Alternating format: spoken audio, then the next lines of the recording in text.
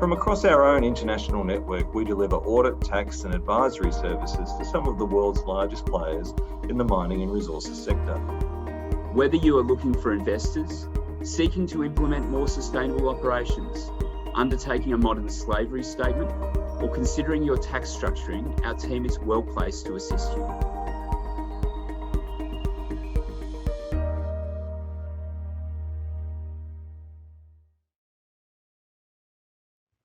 The battle for capital, what every mining CEO needs to know about climate risk. In this presentation, I will be drawing many examples from the gold mining industry. The number one takeaway that you need to know is that climate risks are financial risks and need to be treated like any other risk. Inaction on climate risks by a mining CEO is not in the best interests of their company's investors. Why should we address climate risk? It is not just a feel-good exercise or the right thing to do. There are genuine financial benefits for tackling climate risks. It allows easier access to capital.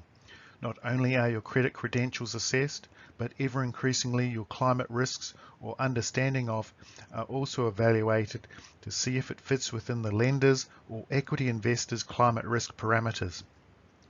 You can access lower cost debt and equity capital. We see concessional rates on debt available.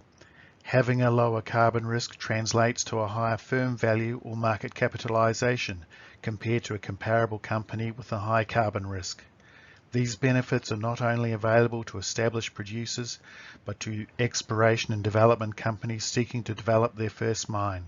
I know of a gold developer offered a 25 basis points discount for funds towards undertaking their pre-feasibility study.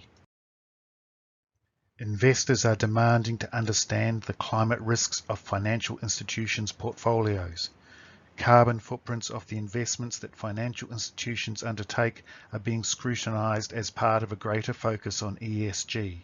Some investments are considered riskier, such as thermal coal, due to the risk of thermal coal mines becoming stranded assets in the future.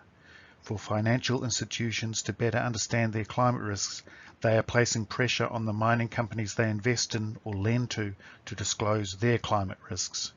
They are requiring the mining companies to disclose climate risks in accordance with specific reporting protocols. For example, BlackRock wants companies it invests in to report in accordance with the Task Force for Climate-Related Financial Disclosures, or TCFD, and the Sustainable Accounting Standard Board, SASB.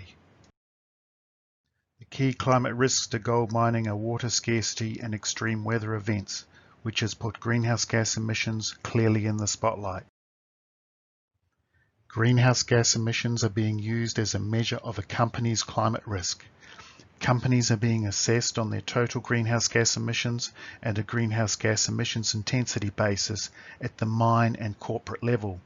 For some commodities, there is a higher degree of focus on the greenhouse gas emissions of the entire supply chain, which includes upstream emissions from suppliers and downstream emissions from customers.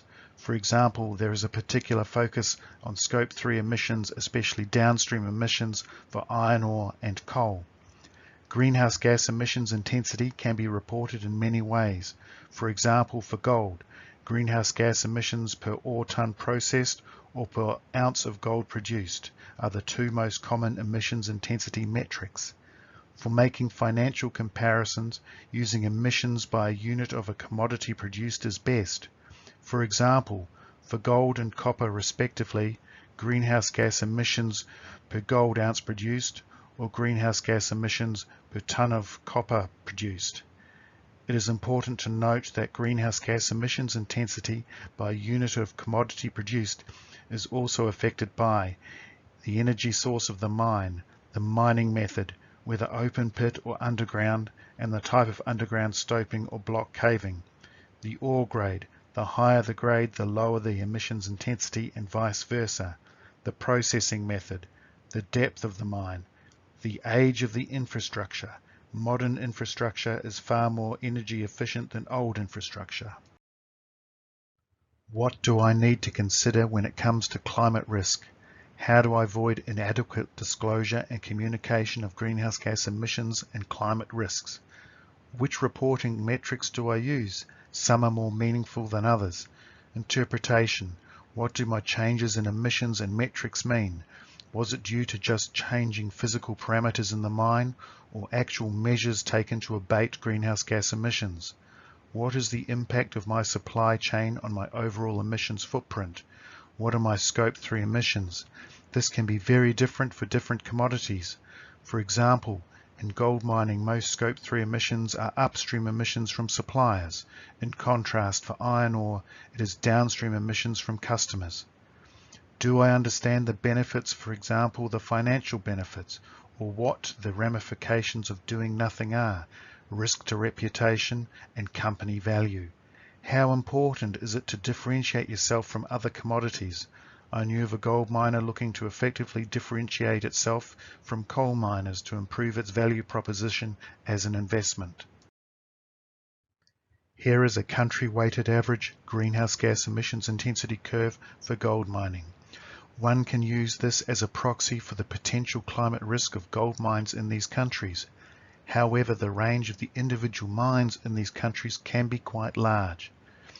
Finland has the lowest greenhouse gas emissions intensity, and South Africa over 20 times higher, the greatest. Compared to the other countries, Australia is at the higher end of the emissions intensity curve. On average, it is 2.5 times higher than Canada. South Africa is 4 times higher than Australia on average. In this data set, the Macassa mine in Canada had the lowest greenhouse gas emissions intensity of 53 kilograms of CO2 equivalent per ounce. Macassa benefits from low emissions energy. It is a high-grade underground mine and uses almost an entirely electric mining fleet. 100 times higher is the Cook mine in South Africa, with 5.3 tons of CO2 equivalent per ounce. A notable absentee on this graph is China, the world's largest gold producer. There is presently no individual mine greenhouse gas emissions data. Based on a life cycle assessment study, an estimated emissions intensity was derived of approximately 1,200 kilograms of CO2 equivalent per ounce. The primary reason for the differences between countries is the source of the country's energy. Countries with access to low emissions energy, hydroelectricity, nuclear and renewables have a competitive advantage over those countries with high emissions energy dominated by fossil fuels. Here is a more up-to-date greenhouse gas emissions intensity curve of individual gold mines in Canada and Australia. It shows the range of greenhouse gas emissions intensities for both countries are quite large. Canada from approximately 50 to 900 kilograms of CO2 equivalent per ounce, and Australia 250 to 1200 kilograms of CO2 equivalent per ounce. The lowest quartile by production is dominated by underground mines in Canada. The higher end of the curve is dominated by Australian gold mines. The highest Canadian mine, Meadowbank, is an open-pit mine in the Nunavut province and has to generate its own electricity on site from diesel, explaining its position as it is comparable to Australian mines that have to do the same. In general, you find underground mines have the lower and open-pit mines the higher greenhouse gas emissions intensity. Many open-pit mines will transition to underground mines in their lifetime, lowering their emissions intensity and hence climate risk. However, there are other factors that can work against you, such as declining ore grades. Understanding the climate risk of mines by measuring their greenhouse gas emissions and comparing them on an emissions intensity basis. You also need to understand the mining and processing physicals of the operations and not just look at the headline numbers. Mining is an emissions-intensive business.